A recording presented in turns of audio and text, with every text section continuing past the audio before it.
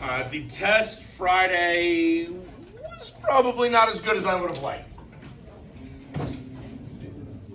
That means the grades weren't great.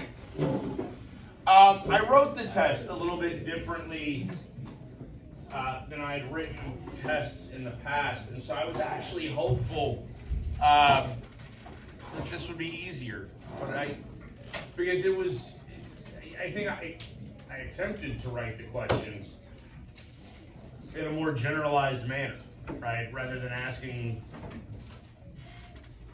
highly specific things, right? But then maybe in writing generalized questions and asking you like which of the following statements is accurate for the Gilded Age, maybe that then became harder. Yeah, you think so? Okay. All right. Then next Friday's test, I'm going to go back to the way I used to write tests. How's that? Right. Okay. Again, so we're moving into our second unit now. This unit will be relatively quick, so we're going to move fast. Right. You're going to have 2 days of lecture this week over imperialism, and then we'll have like a reading. We'll actually have a discussion over that and over some of the other things that we've covered. We'll have a little sort of activity day. That's this week. Next week, it'll go 2 days of lecture, reading, discussion, and test. And so you'll take a test a week from Friday. Okay? Which is probably a good thing. One, it'll afford me the opportunity to not put the average of your short responses on this 6-week grading period for the high school side, right? And what that will do is that will ensure, or should ensure, that you have one easy major grade, yes? Right, because you all did the posters, that's already in. You now have a test that's in. I only got to get one more in, and that can be next Friday, and that's before the grading period ends. Because this is week 5, isn't it? I think so. Okay. Are we good? What's up? The reassessment? Yeah, we'll do that with the discussion. Oh, okay. Yeah. So that'll be part of the discussion. We'll go over the test. I've got a couple of people that still haven't taken it. So they can either take it tomorrow. One person wanted to come in tomorrow morning and take it. That's fine. I have no problem with that. Honestly, I was, if you don't, it's just you two? If you don't want to come in, you can take it Wednesday during class. Okay, I'll do that. Okay, so like that was my original plan. That's the reading day. I'll boot you out. You'll take it outside Wednesday. And then Thursday, at that point, everybody will have taken it. We can go over it and all of that wonderful stuff. Okay.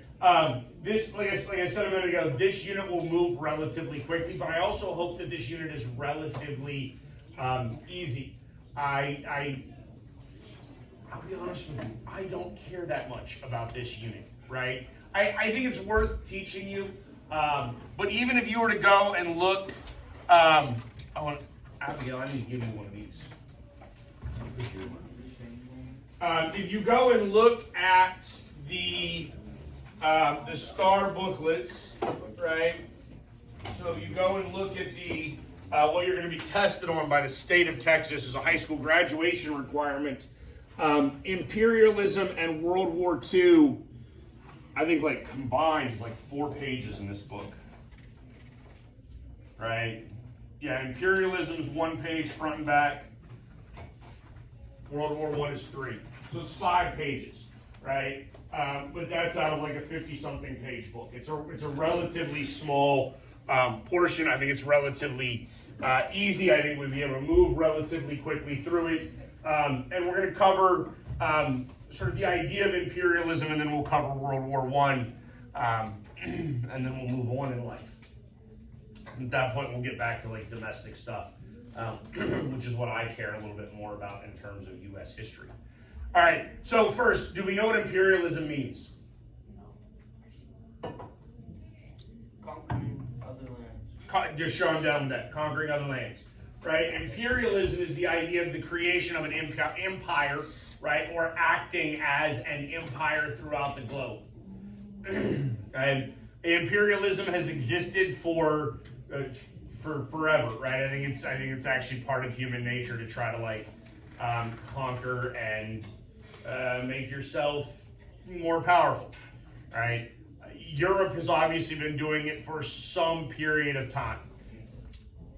As European nations progressed in the 15th, 16th, 17th centuries, they became widely empirical. In fact, they were fighting with one another for sort of global dominance, right? So our old imperialism is really the idea of European powers colonizing non-European areas, okay? So if you were to, this is not a world history class, I'm certainly not going to test you on this, right? But you should realize, if you look at England or Britain, right? The British Empire is an example.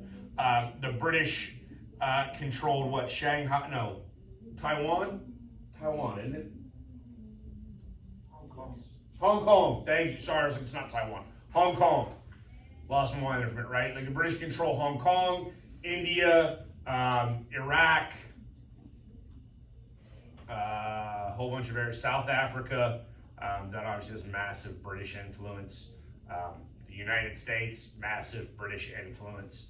Australia was a British penal colony, for crying out loud. That's just where they sent all the prisoners, right? Because English prisons ran out of space. So why not send them to a massive island, right? Where everything's trying to kill you anyways. Have you never been to Australia? Like you know they have spiders in Australia the size of my 8-year-old, right? What? Dude, everything in Australia trying to kill you. I'm just saying. Oh, I didn't post this PowerPoint, did I? Let me do that while we're talking. Okay, so that's just one example. To actually sort of help you understand just how what's the word I want to use? How bad is not a good enough word. The European powers obviously want empires. That shouldn't strike anybody as odd, right? In colonies throughout the globe wildly benefit the mother country, right? We learned about this last semester when we learned about the concept called mercantilism, right? Where the mother country basically exploits the colony for economic gain, right? Whether through natural resources or very restrictive trade policy, right? That works as well. So British mercantilism as it pertained to the United States, once the United States had progressed significantly, like we couldn't buy tea from anybody other than the British East India Trading Company, right? Like we had to buy our tea from the people that Britain said we were going to buy our tea from. And that's the idea behind mercantilism. So it should hopefully stand to reason for you that if you are the mother country, right, having a colonial subservient nation is economically beneficial to you. All right. So if we understand that, right, I think it makes sense as to why British countries or European nations would do it. Okay? But like anything, when you look at global conflicts throughout the course of history, right, and let's take religion out of it because we kill each other over religion all the time, right? But outside of religion, why do we fight wars? Who said it? Somebody whispered it over there. Yeah, somebody whispered resources. That's it. What? Why else would you kill somebody? Okay, but then why did somebody kill your people first? Right? I mean, unless you're talking about sociopaths, like sociopaths will just murder for the sake of murdering, right? We you'll actually get this a little bit in government, right? We have to operate under the assumption that governments act rationally, right? Now, it's a poor assumption to make because governments are run by people and people sometimes act irrationally, right? But theoretically, people should act and governments should act rationally. Therefore, if governments were to go to war, there's a purpose behind it. They need something, right? Whether it's oil or timber or just land in general, right? You'll actually see the United States, the real reason the United States sort of does this is for trading outposts in various places, right? And we'll get through that as we get through this PowerPoint. And but you're going to enter into conflict over resources. So now if you're the European nations, right, what do? Are you just going to kill each other? Like, would it make sense? Think about this for a second, right? Would two billionaires go to war over like a pizza? No, right? If you put like a pizza in front of two like starving homeless people that were on the verge of death, would they kill each other over a pizza? Yes. Maybe, right? Maybe. Would two billionaires kill each other over a pizza? Absolutely not, right? So what would the billionaires be likely to do? Spy different. No. No, you didn't get to be a billionaire by spending all your money. You'd split it, right? You would come to some sort of gentleman's agreement and divide it up. I use pizza as a specific answer because you can slice that up, right?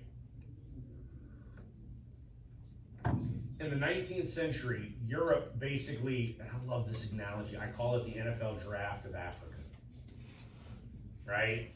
It's really what they do. If you didn't learn this in world history, like your world history teacher let you down, right?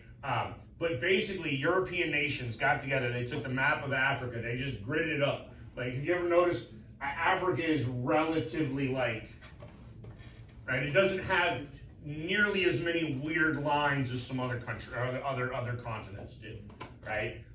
Due in large part to the idea of like, we're just gonna sort of draw a grid, right? And then we're gonna have ourselves the little NFL draft. And first on the clock was England, and they went, we want that one, right? And then the next one up was Italy, and they were like, we want that one.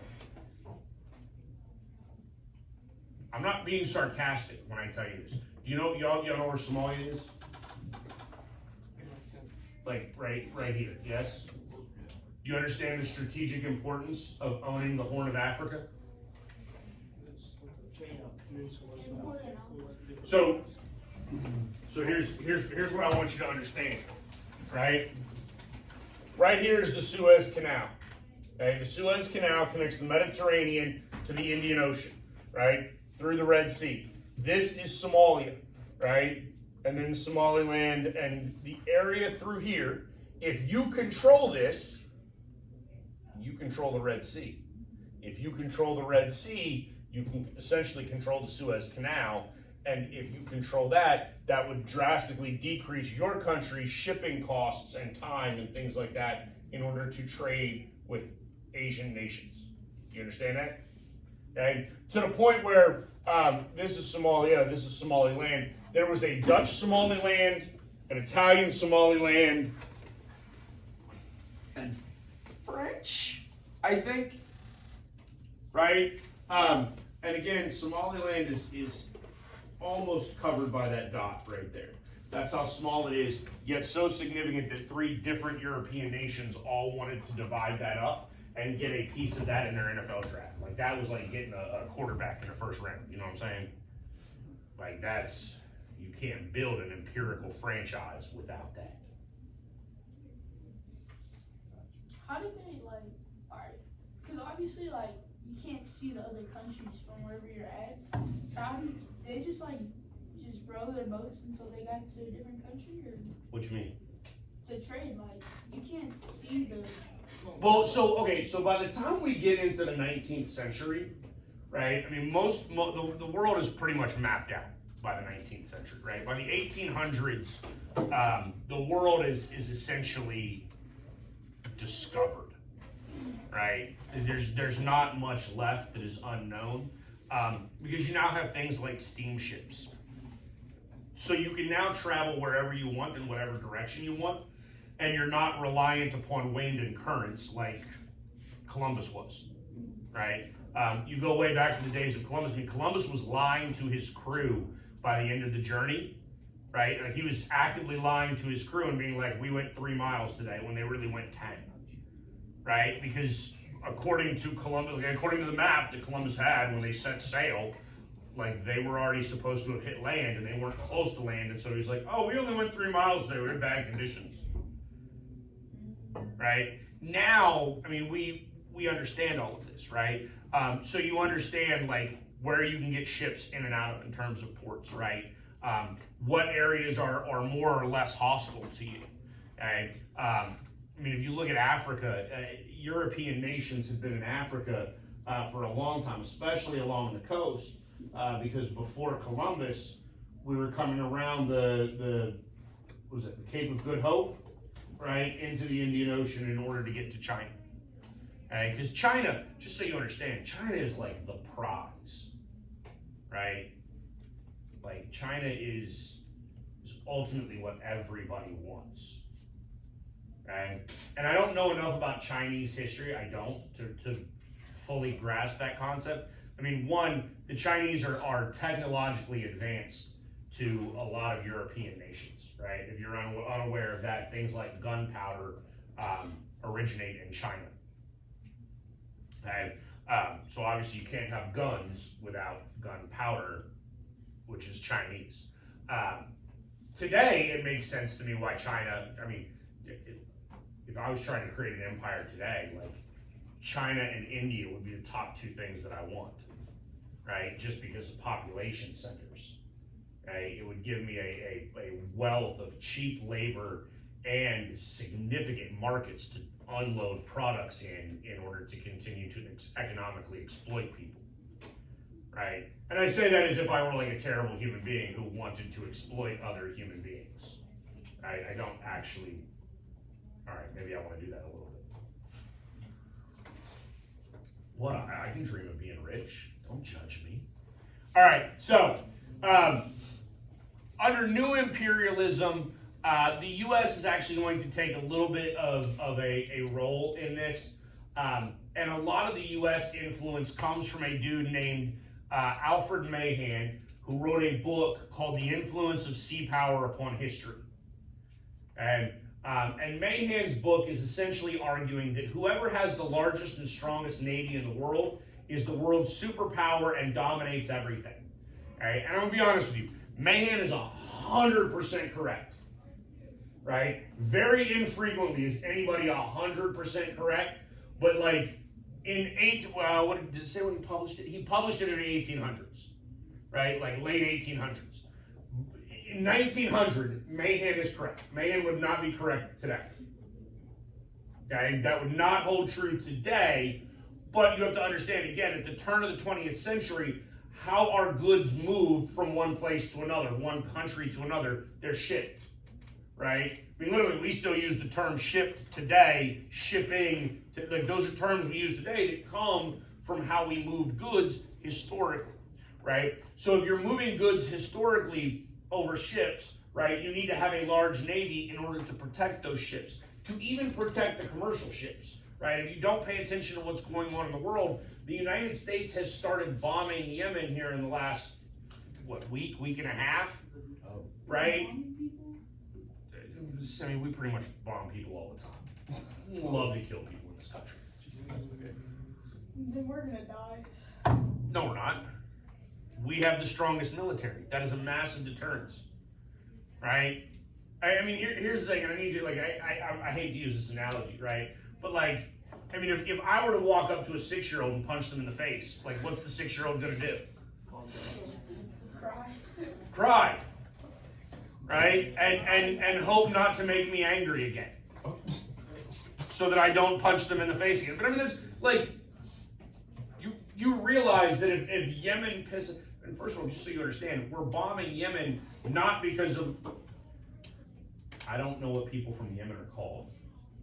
Yemenis? I don't, whatever. I'm sorry, I don't mean to be racially insensitive. I don't know. We're not, the government of Yemen is not who we're upset with. We're upset with a rebel group called the Houthi. I think is how you pronounce it, right? Like, That's who we're actually trying to like bomb, right? But if we accidentally like hit some Yemen civilians, what's the Yemen government of Yemen gonna do to us? Go to war. Stop. No, they're not. Stop. No.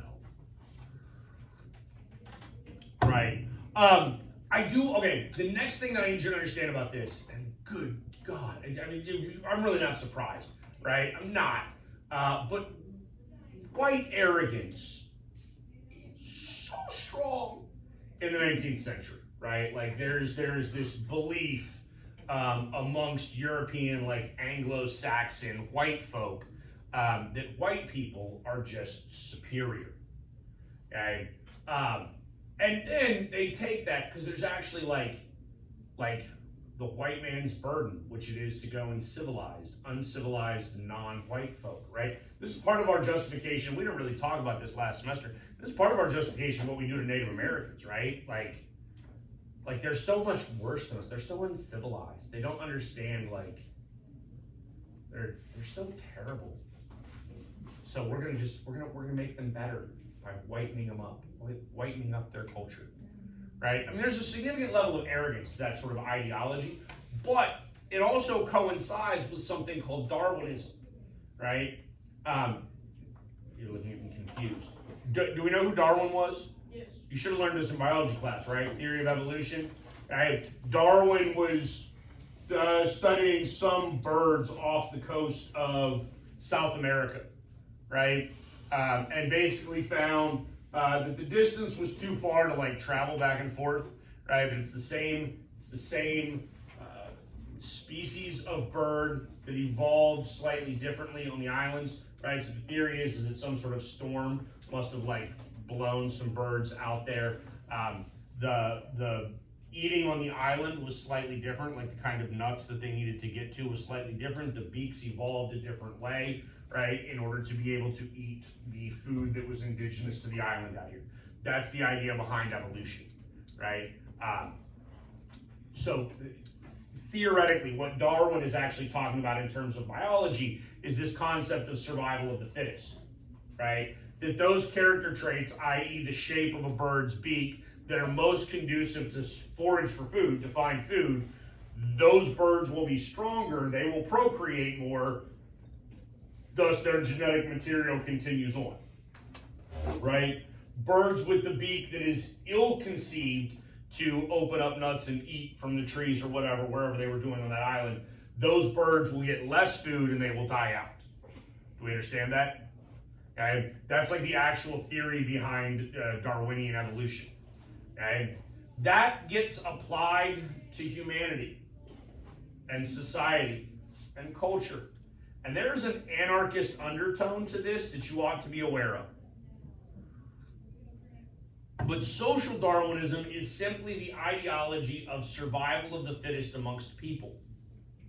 And there are some people that are absolutely that utilize social Darwinism as a justification for any number of sort of atrocities within history, right? And that should stand to jury. If you're going to go around and you're going to kill off, you're going to commit genocide essentially, right, and kill off some other culture, you kind of have to justify it in one way or another. Social Darwinism is a pretty easy justification for it, okay? All right. But it's basically taking, because just so you understand, right, like, y'all realize that people keep getting taller and taller? Do you know that? Right? Why? People like it. I don't want to use Semi as an example. You awake now? Yeah. Good. Right? Actually, there's a young woman in my government class that I would love to ask this question because she's like 6 foot tall. And I did ask her one time, would you date a guy shorter than you? And you know what her answer was? No. Cameron, would you date somebody shorter than you? How tall are you, Cameron? Like 5'6". 5'6", right? Okay. So here's the, and I don't know why. I don't know why we as a culture decided this, right? But we sort of did it. We value height, right? And so women this is Darwinian theory, right? Women get to be selective. So, my short kings Sorry, guys.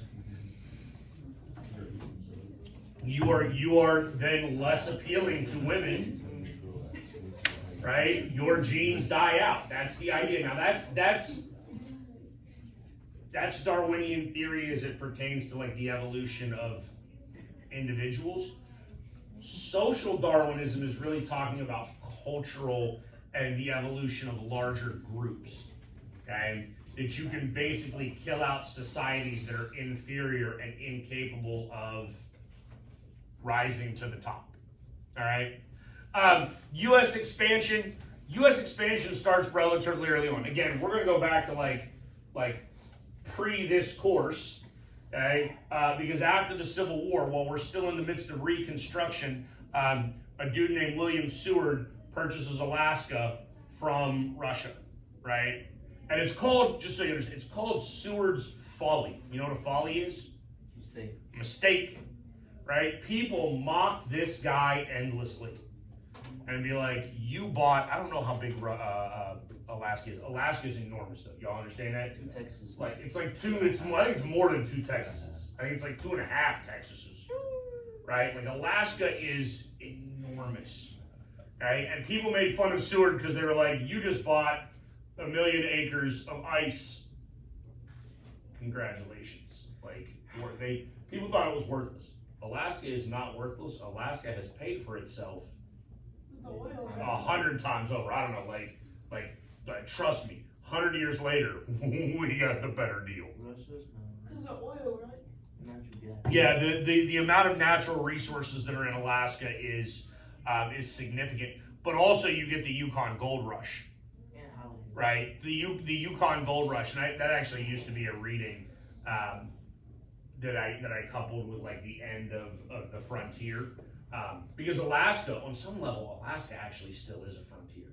Like, if you ever find yourself like feeling nostalgic for that idea and being like, I want to be a frontiersman like in the 1900s, because that's when life was better, go to Alaska. You can do it up there, right? Alaska is frontier. You can live off the grid, right? No power, complete self-sufficiency. Have at it. Okay? But we do get the Yukon Gold Rush that happens up there as well.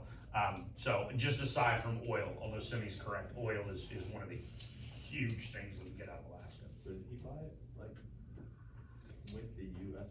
government's money or with his own money? U.S. bought it. Okay. He's the Secretary of State. So that's the Secretary of State's job is to deal with foreign countries. So he negotiates that on behalf of the United States, right? Just like the Louisiana Purchase. Okay? Samoa is an island nation in the Pacific. Basically, as we become globalized, because we're starting to globalize, right? Trips across the Atlantic Ocean, and I think this map doesn't really do justice, right? But like going from what is it, Sierra Leone, right? I know Sierra Leone is right around here somewhere.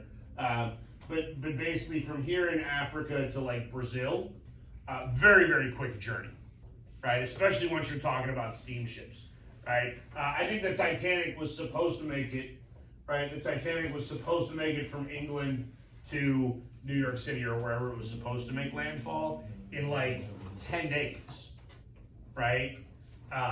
Not significantly long journeys. The Pacific Ocean, on the other hand, is massive. Okay? So any islands that exist in the Pacific Ocean are actually wildly advantageous because they can be an opportunity for ships to pull into port, resupply, all of that stuff, right? So Samoa is a place where a whole bunch of different countries are trying to operate. But like I told you a minute ago, that's really what the United States is going to end up doing. They want ports. Hawaii becomes sort of the most important for the United States, right? Hawaii was an autonomous kingdom. They're like of Polynesian descent. But by the middle of the 19th century, there's a fairly significant American influence in the Kingdom of Hawaii, right? So one, you had American missionaries that had gone to Hawaii in order to try to Christianize Hawaiians. And early on, they're actually wildly successful. There were monarchs in Hawaii that did things like ban the hula dance, right? Which if you don't know, I will tell you, I think I'm probably a little biased here. I think Hawaiian culture is one of the more beautiful cultures that exists in the world.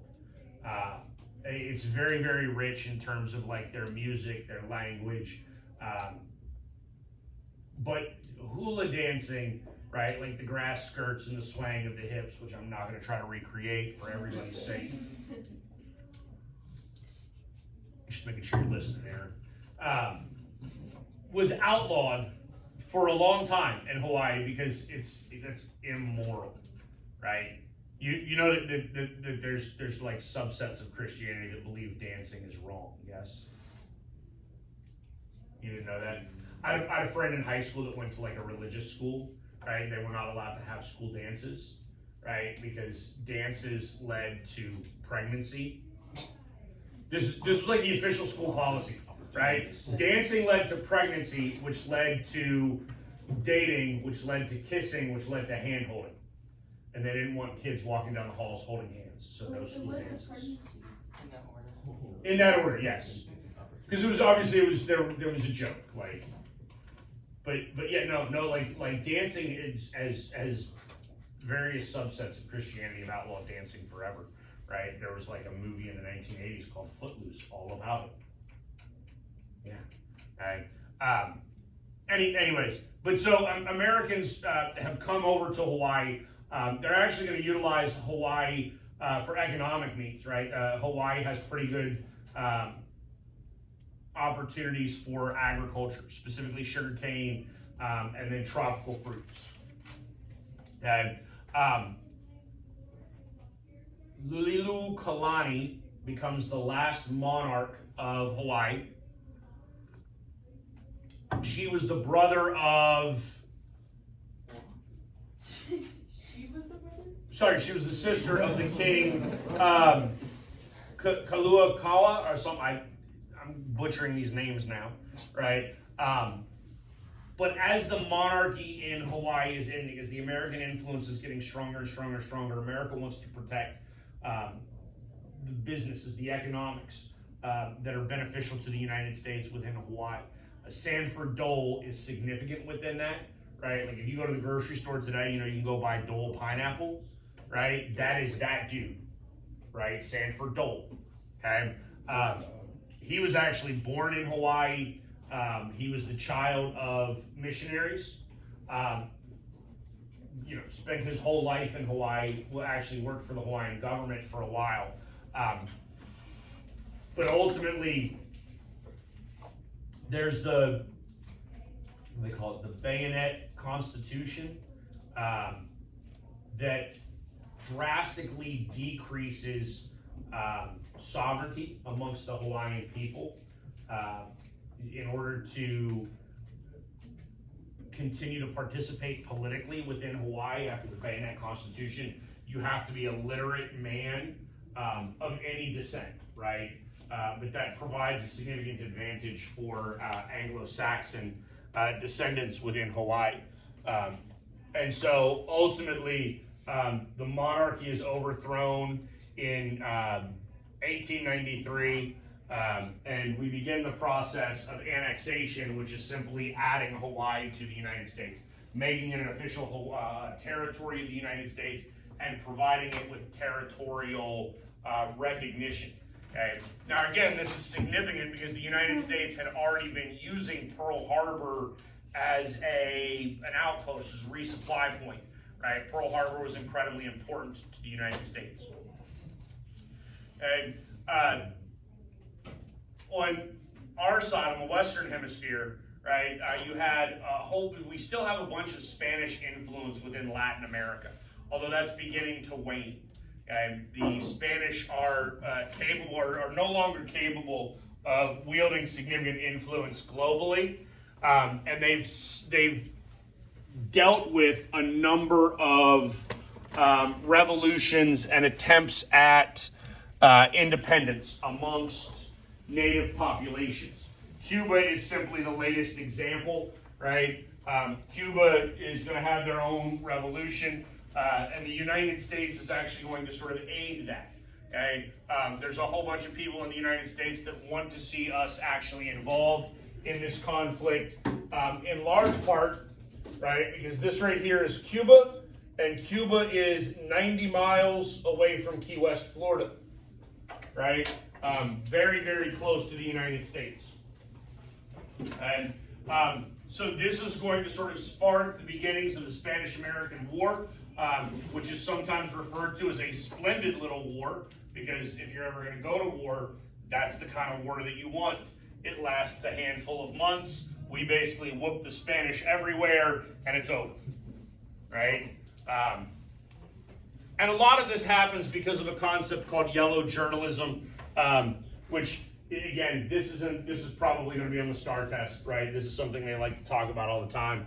And I would figure in this day and age it would be even more likely, because yellow journalism is essentially fake news, right? Which is a term that gets thrown around all the time today. Yellow journalism is sensationalized reporting aimed at trying to create an emotional, visceral reaction from you, and is not grounded in fact and truth, right? It's innuendo, it's emotional manipulation. All right. Okay. So eventually, the United States gets into the Spanish-American War. The Delome letter is probably significant in that regards. Again, that may or may not end up on the STAR test, but it's essentially a letter from I think it was an undersecretary to the Spanish, but some sort of Spanish authority, right? Speaking very poorly of the United States. And then ultimately you get a USS Maine, in which some munitions were detonated on the ship, right? Accidentally, not intentionally. We then claimed that it was the Spanish attacking us, and at that point we have to defend ourselves, so we go to war. Again, war doesn't last very long, right? But because this sort of starts in the Bay of Cuba, the Teller Amendment denies the U.S. annexation of Cuba. So we're basically saying, look, you started this war, that's fine, but we're going to allow Cubans the autonomy to determine for themselves what their future is going to be, right? They're not going to become U.S. citizens. As the Spanish-American War really kicks off, it doesn't make sense to just attack the Spanish in Cuba, so we're going to fight them in other places. One of the places is the Philippines. And the Philippines was a Spanish colony.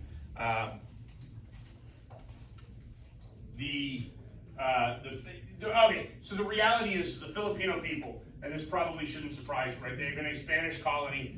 Spain had some significant influences there. Prior to Spanish influence, I think a significant portion, if I remember correctly, the Filipino people were actually Muslim. Spain obviously is, well, maybe not obviously. Spain is a Catholic nation, right? And so there's the conversion of a whole bunch of Filipinos to Catholicism, right? But the Filipino people had been under Spanish rule for a significant amount of time.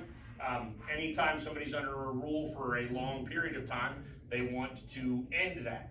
The Filipino people, even before the Spanish-American War, had already sort of laid the groundwork for resistance and for independence. When the U.S. Navy shows up and begins to attack the Spanish, there is y'all know the concept, the enemy of my enemy is my friend, right? What does that make us in the Filipinos? Friends, right? And the Filipinos see us as friendly initially. They're going to help us out, right? They've obviously know the land. They utilize guerrilla warfare tactics very well within their own land. They're going to help the United States defeat the Spanish in the Philippines. Again, very quick war. Okay?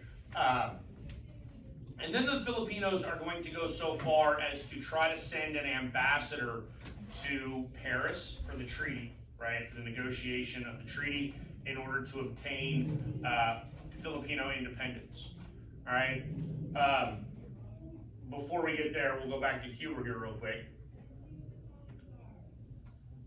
Actually, this should probably be beforehand, right? But obviously, if you have the USS Maine, okay, that calls or spurs into action a whole lot of young men, right? Anytime the United States is attacked, you tend to have significant increases in military-aged individuals enlisting. Okay? So they asked for a whole bunch of people, nearly 1 million enlist, 200,000 are accepted. Okay? They go to Cuba, they offload into Cuba, again, really quick. The U.S. military is grossly superior to the limited ground forces of the Spanish. Okay? Again, in large part because this is a colony for Spain, it is not their homeland, and therefore they would have been stretched thin a little bit as it is, right? They didn't have massive military presence in those areas, and the Cubans would have already deteriorated some of that presence, right? They had already been attacking, and so ultimately the Spanish don't really have any choice other than to surrender, right? And so with the Treaty of Paris in 1898, ultimately the United States is going to get Puerto Rico, Guam, the Philippines, which we'll talk about again here in a second, and Cuba a little bit, in terms of, there's lots of treaties of Paris. And so here's the thing, treaties are always named after the city in which they're negotiated in, right? If you were trying to negotiate a treaty, why wouldn't you negotiate it in Paris, right? Like, nobody's going to negotiate a treaty in Poe, West Virginia. Like, that's just not happening. Right? There is no Treaty of Poe, West Virginia. It's a real place. It's where I'm from. Like, if you look it up on a map, there's nothing but trees. No, I'm actually not joking. Like, if you pull up like your map app on your phone and you put in Poe, West Virginia, and you have like the satellite image, it'll just put like the little dot there, and you'll be like, "There's only trees here." Yes. Right. So yeah, there are a lot of treaties of Paris, in large part for that reason. The Spanish-American War really does signify the end of the Spanish Empire. Okay? And more significantly, the end of the Spanish Empire as it pertains to the Western Hemisphere. Right? Mexico had already obtained its independence. Cuba now gets its independence. Puerto Rico is no longer a Spanish territory. The authority of Spain within the Western Hemisphere has waned significantly, and the United States is poised to sort of take up that mantle, to begin to be the superior, the dominant country as it pertains to international relations within the Western Hemisphere. All right, so, told you, the U.S. is going to get get the Philippines as a part of this. Right? As a part of this agreement, the U.S. is actually going to provide some monetary compensation for the loss of property to the Spanish. Okay? So we basically pay $20 million for the Philippines, except we don't really get the Philippines. Now, here's where this gets wildly complex. Right? You would have seen on a previous slide, there's a dude named Emilio Aguinaldo, right, who is, if you actually go to the Philippines today, would sort of be revered as the George Washington of the Philippines, yes? Right, he is their founding father. He is the dude trying to obtain Filipino independence, right, after centuries of colonial rule against the Spanish. And again, he's the one sort of advocating for a Filipino ambassador to go to Paris and negotiate in these treaty agreements, because the Filipinos think of themselves as sort of equals within this, right? Like, they aided the United States in the war, right? They fought alongside the United States, probably endured heavier casualties than the United States did, because obviously there were more of them there, right? Therefore, they feel like they deserve a seat at the table as far as negotiations go. Okay? They get locked out.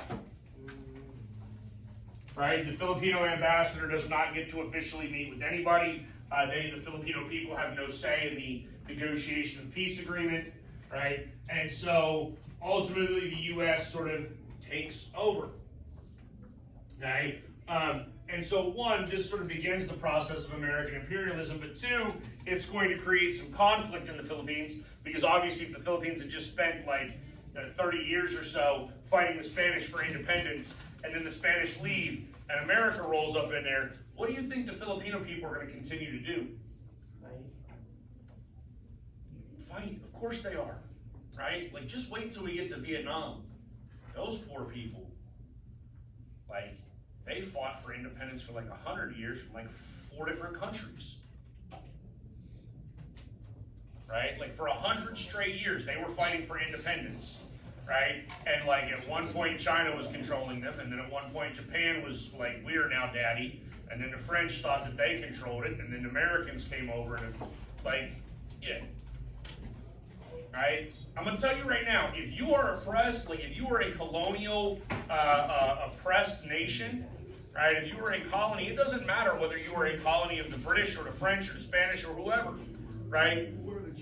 If you are trying to obtain independence, you are not going to sit there and be like, oh, this bully beat up my bully, I will now like do what that bully says. No, no, you were tired of getting bullied in the first place, right? You're going to continue that process.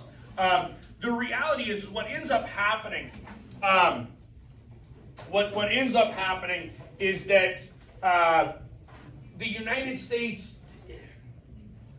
This, I think, is a matter for debate, right? I think it's a matter for debate amongst historians. I think it's a matter of debate amongst political scientists, right? Is the United States an empire? Yes. So this gets a little confusing, right? Because the reality is we get in here, right? The Filipino people have declared their independence. They think they're now independent because the Spanish are gone. The United States needs what? Trading outposts. We need trading outposts, right? We need a place to resupply our navy, right? We also have sort of generalized white arrogance, right? That these people are not capable of governing themselves because they're savages, right? And therefore we have to like make them less savage, which I really don't understand with the Filipino people, because one of the significant arguments for the savage, right, is immorality. Yes? You understand that? Like, oh, you're a savage because you're immoral. These people already had Christianity. They were all Catholics. So where's your immorality there? Right? That one I don't really understand. Okay? But also the reason that I would tell you that it's not a clear-cut answer as to whether America is or is not empirical. Right? There were actually anti-empirical leagues within the United States, right? There were organizations that did not want the U.S. to become empirical, right? We have our own history as a colony. We were oppressed, okay? Therefore, we should understand the plight of the oppressed and not become an oppressor, okay? We do fight the Filipinos in the Philippine Islands for a little bit. And then ultimately we sort of come to an agreement that's like, look, we're going to provide you with some infrastructure, right? We're going to build up ports and harbors here in order to be able to like dock U.S. naval vessels, resupply ships. We're going to buy supplies off of you, and we're going to let you ultimately sort of rule yourselves so long as we agree. Like, and there's still that arrogance that shows up there. Right? We're going to allow you autonomy until we don't like the decision you've made, and then we're going to do something about it, right? Which I would argue is not really autonomy. All right, so we'll stop there. We'll get into some of the immediate or the actual aspects of the Philippine War tomorrow when we finish this. All right.